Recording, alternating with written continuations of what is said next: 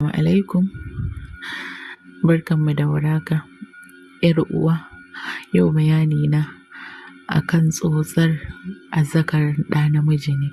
'Yar uwa kar ki zauna wai kawai namiji shi zai tsotse ki, ya tsotsi nononki, ya tsotsi farjinki. A'a, ke ma ki tsaya ki tsotse shi, ki tsotsi azzakarinsa. Maza da dama suna so a tsotsi azzakarinsu, amma mata ba kwa iyawa. Me yasa haka ne? Maza da yawa suna so a tsotsan musu. 'Yar uwa sai kin zama fa jajirtacciya idan har yau aka ce kina da aure, to akwai fa wani babban nauyi da ya hau kanki, wanda ya rataya, wanda sai kin cika sharaɗan nan kike mace a gurin ɗa namiji. Kina iya sarrafa mijinki duk yanda kike so, kuma yana jin daɗin ki.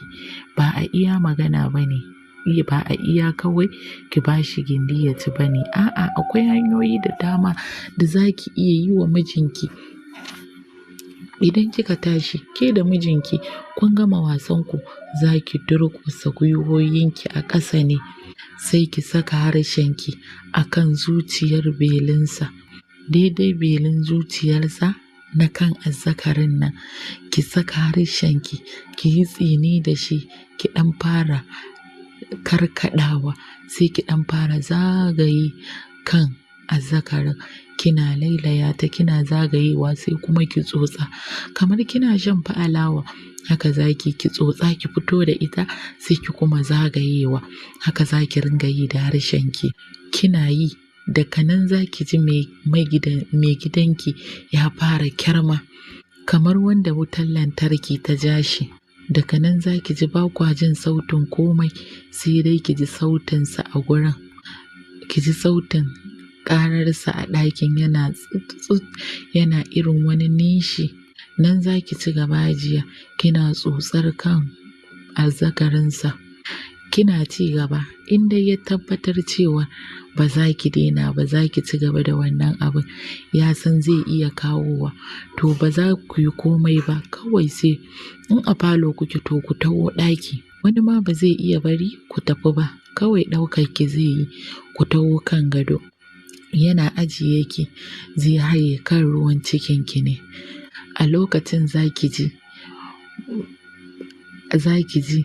ya saka miki borar mijinki, tana ƙoƙarin shiga cikin farjinki.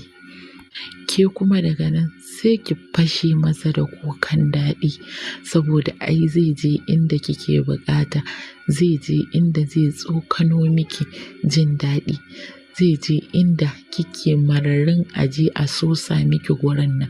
Saboda sosa gurin nan fa yana da daɗi.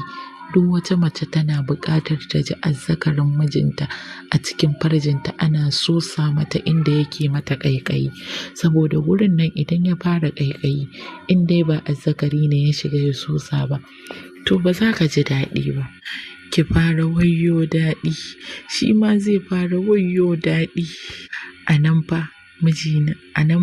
miji zai fara sukuwa a kanki kamar ya hau kan doki. Haka zai fara, saboda daɗi ne gaba ɗaya zai lullube ku daga ke har shi.